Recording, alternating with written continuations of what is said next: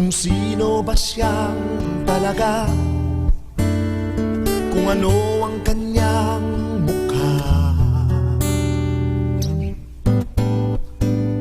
Hinanap ko siya sa ulap, sa loob ng kanyang simbahan, sa aking mga panalangin, sa aking mga awitin. Ngunit una ko siyang nadama sa yakap ng aking ina, nagis na ng kanyang mukha sa mata ng isang bata.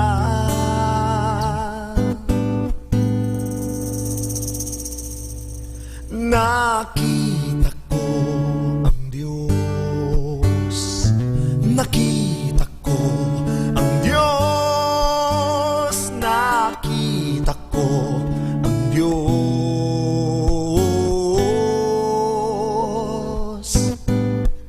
sa iyo.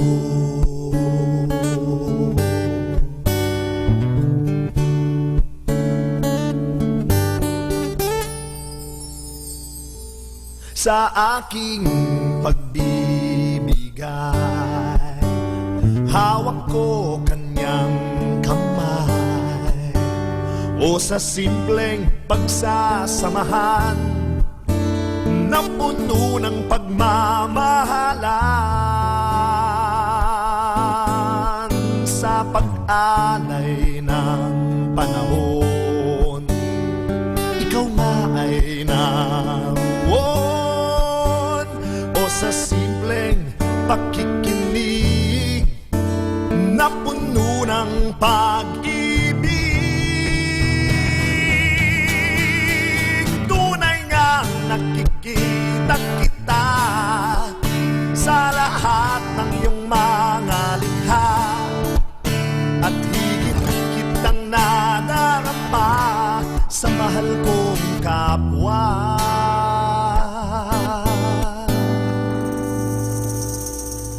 Nakita ko ang Diyos, nakita ko ang Diyos, nakita ko ang Diyos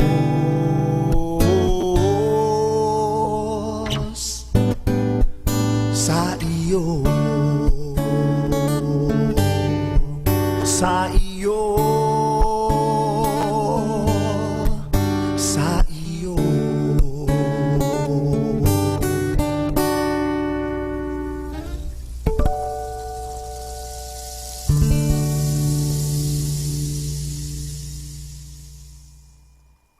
A radio that will help change your life. Manaoag Dominican Radio.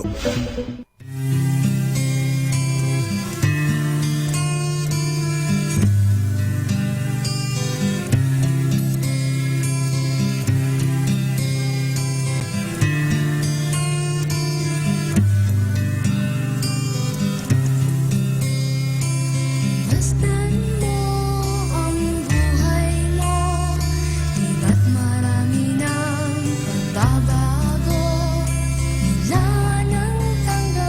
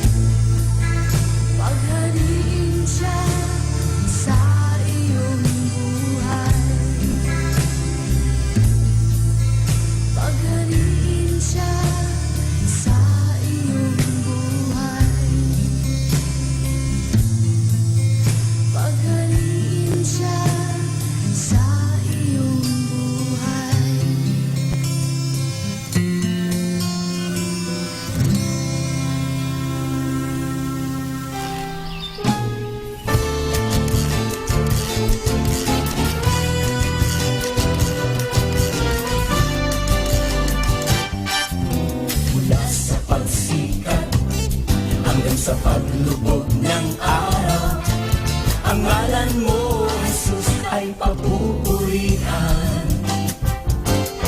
Lahat ng mga bansa, sila'y magdiriwang, ihahayag ang iyong kadakilaan. Mula sa pagsikat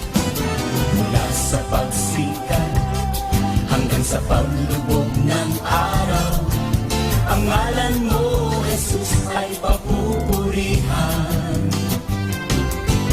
Lahat ng mga bansa, sila'y magdiriwang, ihahayag ang iyong kadakilaan. Ang ngalan mo, banal, ay aming sasambahin. Lahat ng iyong mga ginawa, sasambihin. Ang kabutihan mo'y aming aawitin. Ang pag-ibig mo'y hindi nagmamalit. Mula sa pagsikat hanggang sa paglubog ng araw, ang ngalan mo, Jesus, ay papupurihan. Lahat ng mga bansa, sila'y magdiriwang, ihahayag ang iyong kadakilaan. Ang ngalan mo, banal, ay aming sasambahin.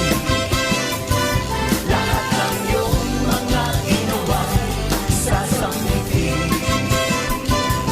Ang kabutihan mo'y aming aawitin.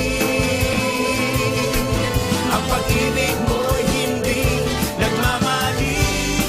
Ang ngalan mo, banal, ay aming sasambahin. Lahat ng iyong mga ginawa'y sasambihin. Ang kabutihan mo'y aming aawitin. Ang pag-ibig mo'y hindi nagmamali. Nasa pagsikat hanggang sa paglubog ng araw, ang ngalan mo, Jesus, ay papupurihan. Lahat ng mga bansa, sila'y magdiriwang, ihahayag ang iyong kadakilaan. Ihahayag ang iyong kadakilaan. Ihahayag ang iyong kadakilaan.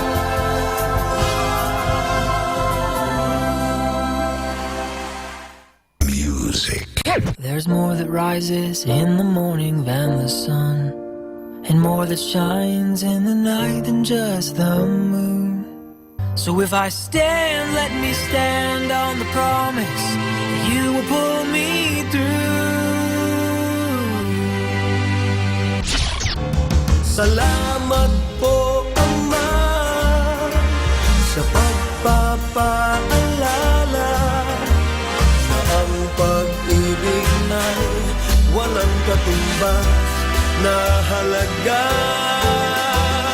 Let us now listen to the third live Mass on air at the Minor Basilica of Our Lady of the Rosary of Manaoag. This live Mass on air is possibly made by Mr. Wilson Chua and family of Bitsap Network Services Incorporated for their generosity through eradioportal.com and for the intention of our sick brothers and sisters and to all Filipinos working abroad.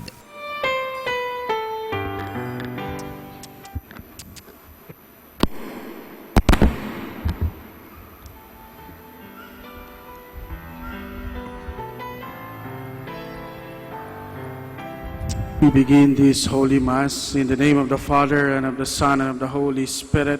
Amen. The grace of our Lord Jesus Christ, and the love of God, and the fellowship of the Holy Spirit be with you all. And with your spirit. Dear sisters and brothers, today we are gathered here around the table of the Lord to celebrate the mysteries of our faith, to celebrate the love that God has given to us.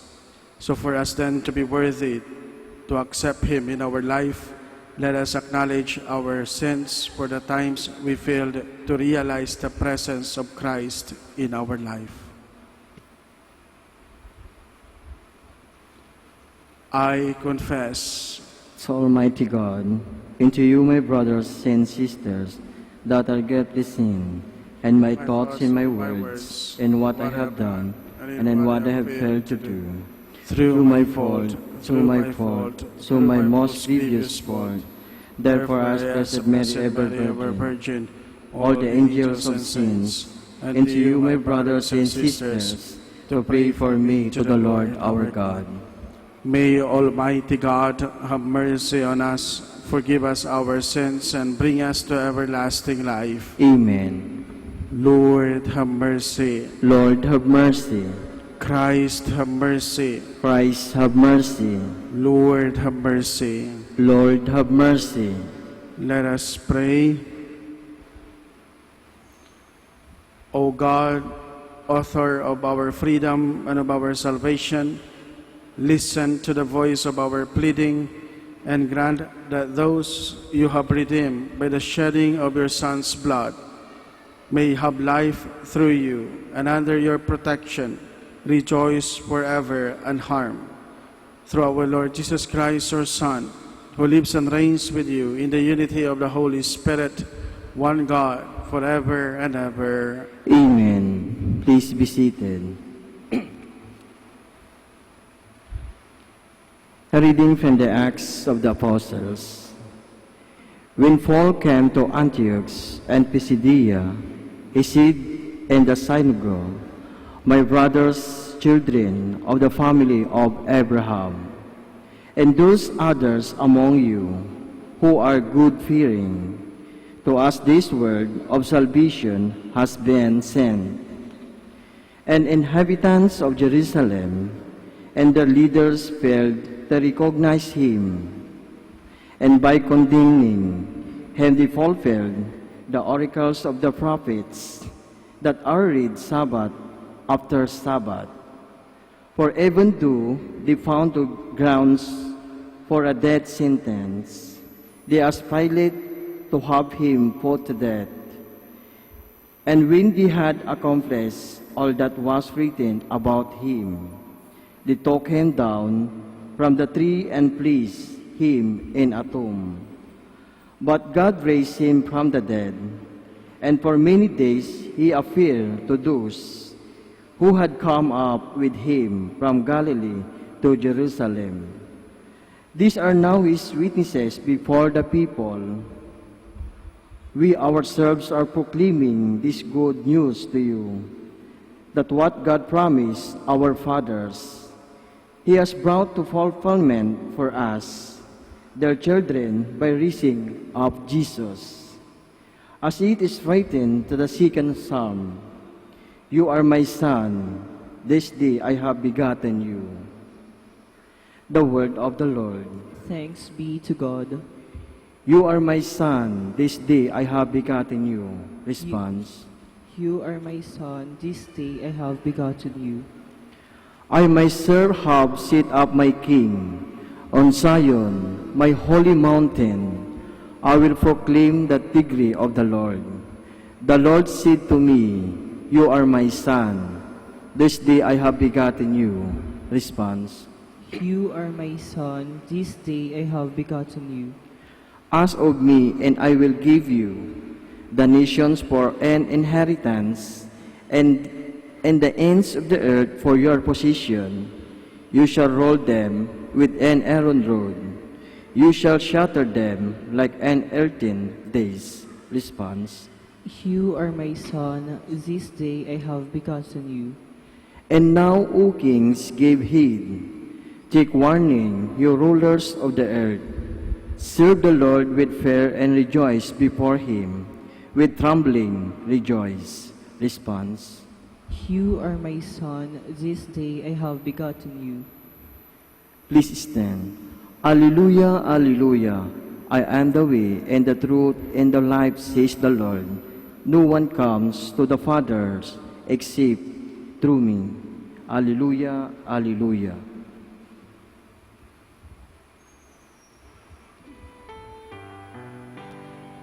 The Lord be with you. and with your spirit.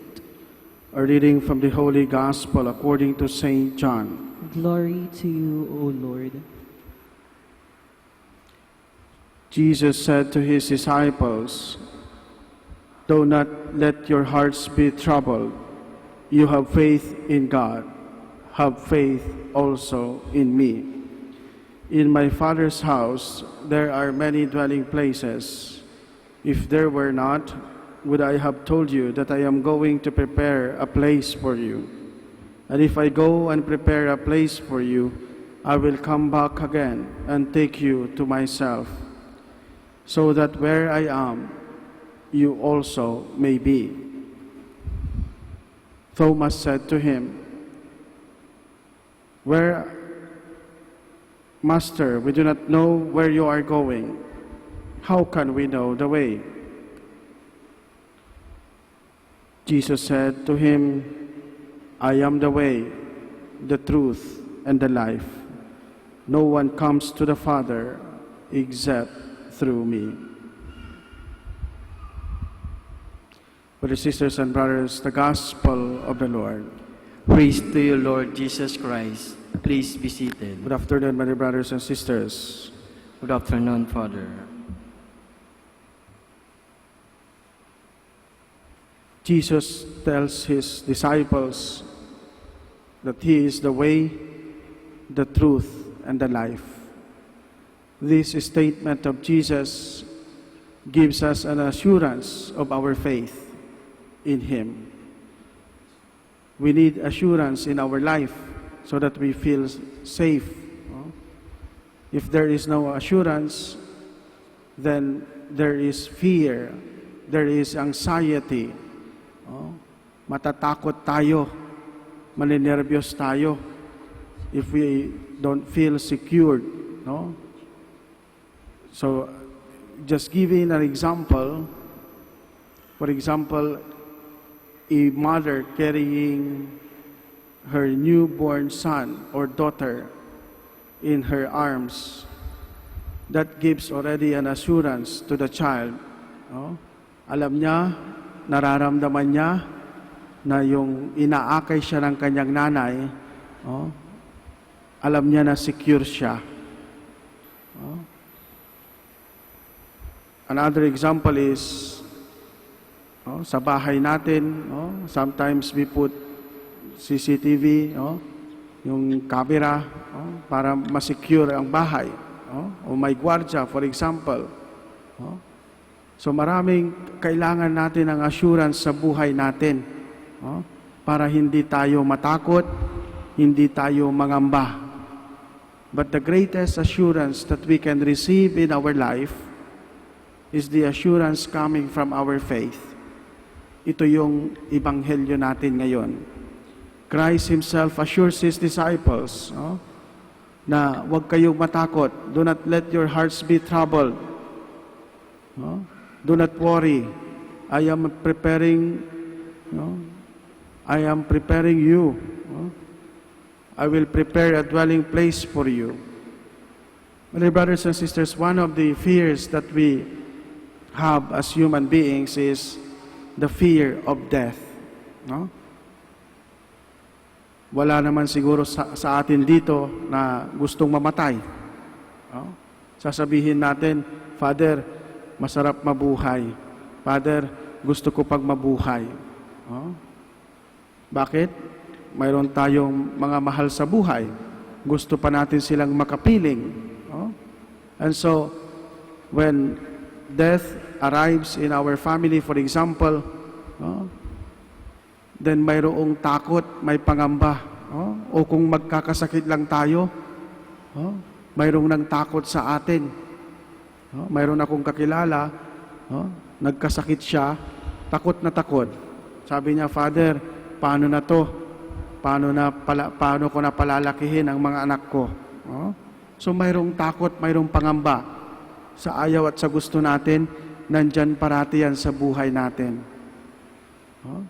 But my dear brothers and sisters, Christ is telling us this very day to have faith in Him, and everything will follow. If we have faith in Christ, Christ will provide everything for us. Christ assures us that He is the way, the truth, and the life. Alam niya kung saan yung daan, alam niya yung katotohanan, dahil siya mismo ay katotohanan. At siya ang nagbibigay buhay sa atin. Maraming nawawala sa landas. Bakit? Sa ngayon, sa social media, maraming fake news. Hindi mo na alam kung sino yung nagsasabi ng totoo o yung tama at yung mali. So maraming nawawalang landas sa landas ng mga kabataan dahil akala nila ang totoo ay yung nababasa nila sa media o yung napapanood nila sa TV. So pag nawala sa landas ang isang tao, alam natin na masisira ang buhay. And so, my dear brothers and sisters, let us keep the faith that God has given to us. Christ is telling us to have faith in Him. Alam natin na kung mayroon tayong pananampalataya sa Diyos, kung tayo sa Kanya kumakapit, alam natin na Siya mismo ang gagabay sa atin. Siya mismo ang susundan natin dahil Siya ang nakakaalam sa lahat. Kaya ang malaking katanungan ngayon sa ating sarili, paano natin pagtitibayin itong pananampalataya na mayroon tayo sa Diyos? Unang-una, dapat marunong tayong magpakumbaba. Dahil ang taong hindi nagpapakumbaba, ang taong mapagmataas, ang alam niya sa sarili niya ay hindi niya kailangan ng Diyos. Dahil ang akala niya, alam niya ang daan. Maraming kamataan ngayon, sinasabi sa kanilang mga magulang, pabayaan niyo na kami. Dahil alam ko na yung ginagawa ko. Kaya hindi sila sumusunod sa utos ng mga magulang. Pagpapakumbaba, yan ang unang-unang dapat taglayin natin. Nang sa ganon, ma-welcome natin si Jesus sa buhay natin. Dahil ang taong hindi nagpapakumbaba ay hindi handang tumanggap kay Jesus sa kanyang buhay.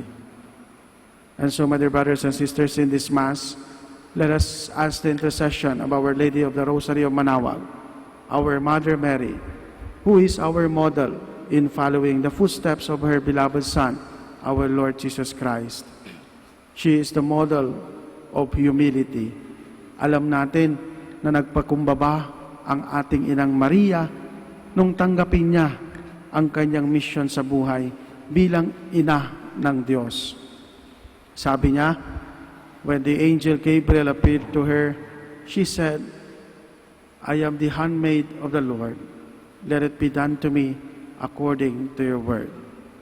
Kung gusto natin malaman ang daan, kung gusto natin makita ang tamang daan, kung gusto natin malaman ang katotohanan, at kung gusto natin magkaroon ng totoong buhay na makabuluhan, then let us also say, I am the handmaid of the Lord. I am your servant. Let it be done to me according to your will. Amen. We all stand. Let us pray with complete trust in our Father, who in Jesus prepared a place for us in heaven. Let our response be, Father, lead us to your kingdom. Father, lead us to your kingdom, that the church may lead the faithful in the ways of the kingdom. Let us pray to the Lord.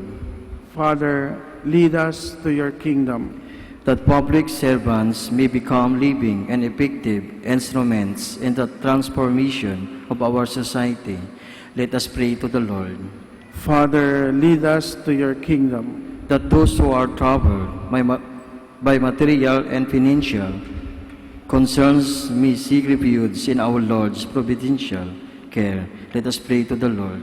Father, lead us to your kingdom, That in our bodily or spiritual infirmities, we may all the more depend on God, who wants to grant us total and permanent healing. Let us pray to the Lord. Lord, Father, lead us to your kingdom, That those who have died may be freed from the troubles of this world and enjoy everlasting peace. Let us pray to the Lord. Father, lead us to your kingdom. Father in heaven, grant that we may ever keep our eyes on your house, where we hope to dwell with you forever. We ask this through Christ our Lord. Amen. Please be seated.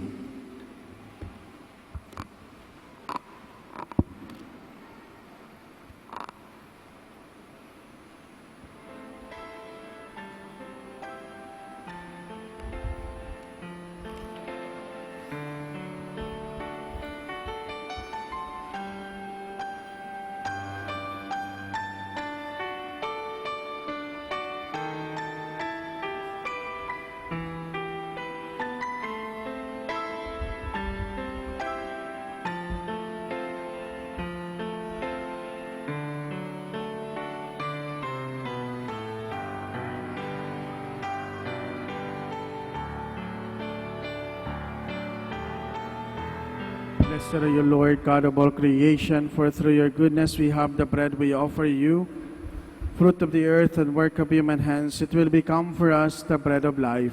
Blessed be God forever.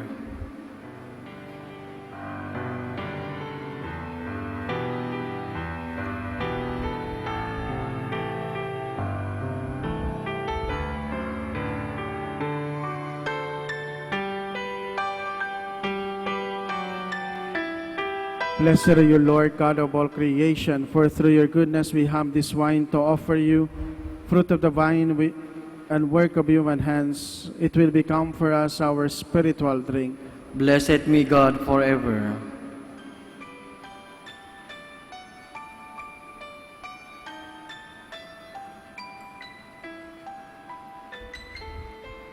Please stand.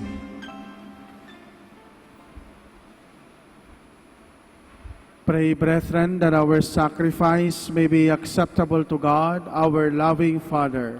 May the Lord accept the sacrifice at your hands for the praise and glory of His name, for our good and the good of all His holy church. Accept in compassion, Lord, we pray, the offerings of your family, that under your protective care they may never lose what they have received, but attain the gifts that are eternal. We ask this through Christ our Lord. Amen. The Lord be with you. And with your spirit, Lift up your hearts. we lift them up to the Lord. Let us give thanks to the Lord our God. It is right and just. It is truly right and just, our duty and our salvation, at all times to acclaim you, O Lord. But in this time above all, to laud you yet more gloriously, when Christ our Passover has been sacrificed. For with the old order destroyed, a universe cast down is renewed, and integrity of life is restored to us in Christ. Therefore, overcome with paschal joy, every land, every people exalts in your praise, and even the heavenly powers, with the angelic hosts, sing together the unending hymn of your glory as they acclaim. Holy, Holy, holy, holy Lord God of hosts, heaven and earth are for your glory. Hosanna in the highest. Blessed is he who comes in the name of the Lord. Hosanna in the highest. Please kneel. you are holy indeed, O Lord, the fount of all holiness. Make holy, therefore, these gifts, we pray, by sending down your Spirit upon them like the dewfall, so that they may become for us the body and blood of our Lord Jesus Christ. At the time he was betrayed and entered willingly into his passion, he took bread and giving thanks, broke it, and gave it to his disciples, saying, "Take this, all of you, and eat of it, for this is my body, which will be given up for you.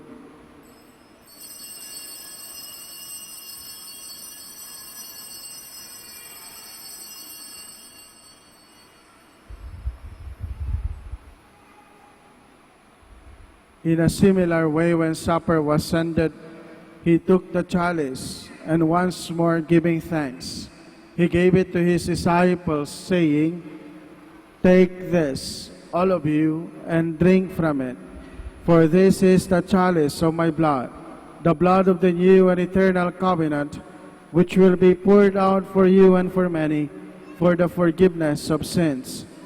Do this in memory of me."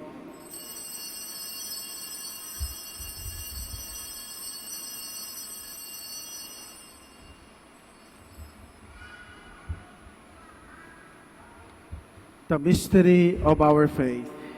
We proclaim your death, O Lord, and profess your resurrection until you come again. Therefore, as we celebrate the memorial of his death and resurrection, we offer you, Lord, the bread of life and the chalice of salvation, giving thanks that you have held us worthy to be in your presence and minister to you. Humbly we pray that partaking of the body and blood of Christ, we may be gathered into one by the Holy Spirit. Lord, remember your church is spread throughout the world, and bring her to the fullness of charity, together with Francis, our Pope, Socrates, our Bishop, Elmer, his auxiliary, and all the clergy. Remember also our brothers and sisters who have fallen asleep in the hope of the resurrection, and all who have died in your mercy. Welcome them into the light of your face. Have mercy on us all, we pray, that with the Blessed Virgin Mary, Mother of God, with Blessed Joseph, her spouse, with the blessed apostles, and all the saints who have pleased you throughout the ages, we may merit to be co-heirs to eternal life, and may praise and glorify you through your Son, Jesus Christ. Through him, and with him, and in him, O God, Almighty Father, in the unity of the Holy Spirit, all glory and honor is yours forever and ever. Amen. Please stand. At the Savior's command and formed by divine teaching, we dare to say, Our Father, who art in heaven, hallowed be thy name. Thy kingdom come, thy will be done on earth as it is in heaven. Give us this day our daily bread, and forgive us our trespasses, as we forgive those who trespass against us. And lead us not in temptation, but deliver us from evil.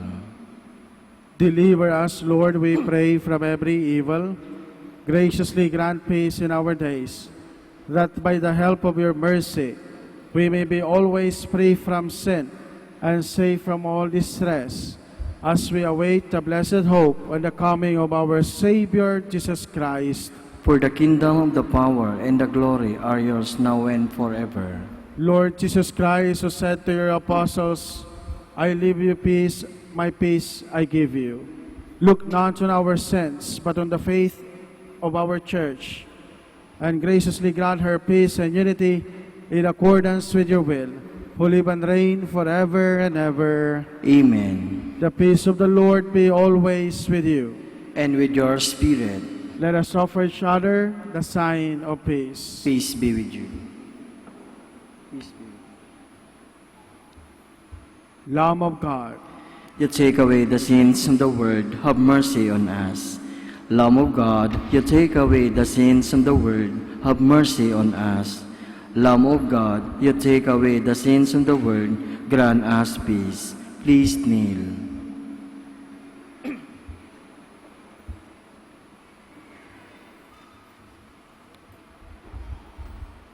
Brothers, sisters, and brothers, this is the Lamb of God, who takes away the sins of the world.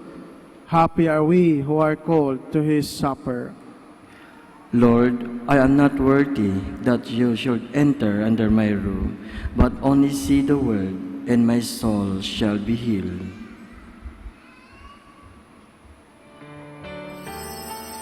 Christ our Lord was handed over for our transgression and was raised again for our justification. Alleluia. You are listening to the live Mass on air at the Minor Basilica of Our Lady of the Rosary of Manaoag. And the celebrant for this live Mass on air is Reverend Father Alan Soriano. Let us pray for Mr. Wilson Chua and family of Bitstop Network Services Incorporated for their generosity through iradioportal.com and for the intention of our sick brothers and sisters and to all Filipinos working abroad.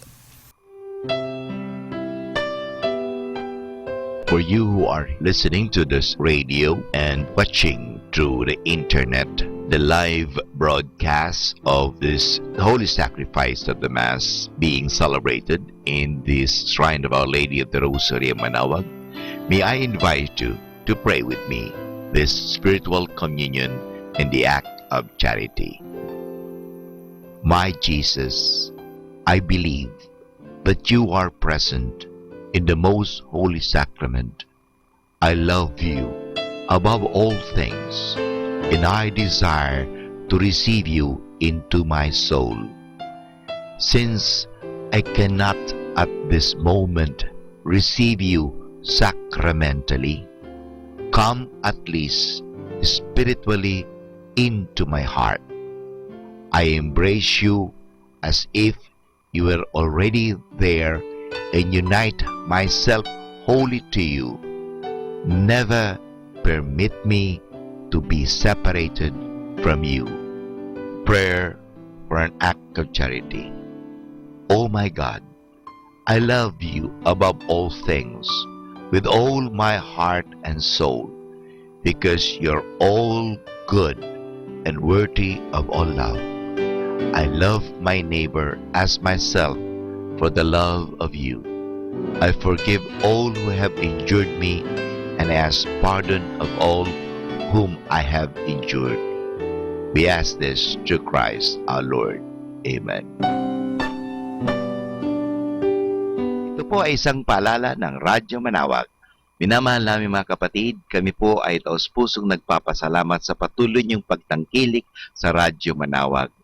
Ngayon po, ang misang ito ay para sa mga may sakit at lalong-lalo na yung hindi makapunta sa simbahan dahil sa kanilang karamdaman at kapansanan, bagamat pilay at hindi sila makalakad dahil sila nasa higaan. Pero ang misang ito ay para sa lahat din po. Nga lang, mahalaga po na tayong walang sakit, walang karamdaman, makinig tayo, pero kinakailangan po na pumunta pa rin tayo sa simbahan mismo, parang tayo ay physically makapag-participate. Kayong po na mga may sakit, kung gusto po ninyo magkomunyon, lapitan lang po ninyo ang parokya, ang parish priest, at the same time ang parokya ng Manaoag, parang humingi kayo ng komunyon at kayo'y bibigyan ng komunyon sa inyong mga tahanan. Maraming salamat po sa pamagitan ng radyong ito, kami po ay nakakapaglingkod sa inyo. God bless us all.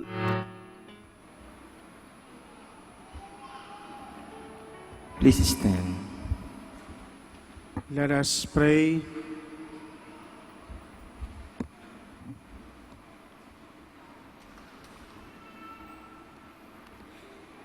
Keep safe, O Lord, we pray, those whom you have saved by your kindness, that redeemed by the passion of your Son, they may rejoice in his resurrection, who lives and reigns forever and ever. Amen.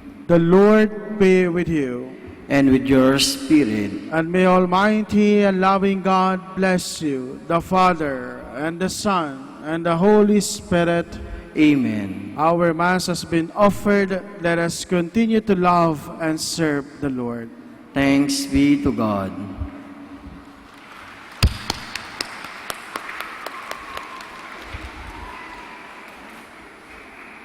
Prayer for the blessing of rosaries and other religious articles.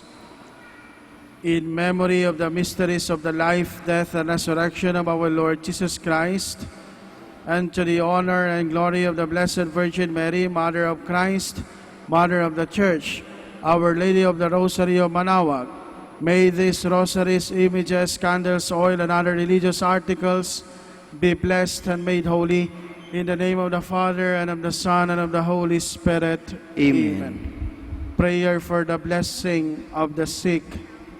God, our Almighty Father, by your blessing you give us strength and support in our frailty. Turn with kindness toward our sick brothers and sisters. Free them from all illness and restore them to good health through the intercession of Our Lady of the Rosary of Manaoag, so that in the sure knowledge of your goodness they will gratefully bless your holy name. We ask this through Christ our Lord. Amen.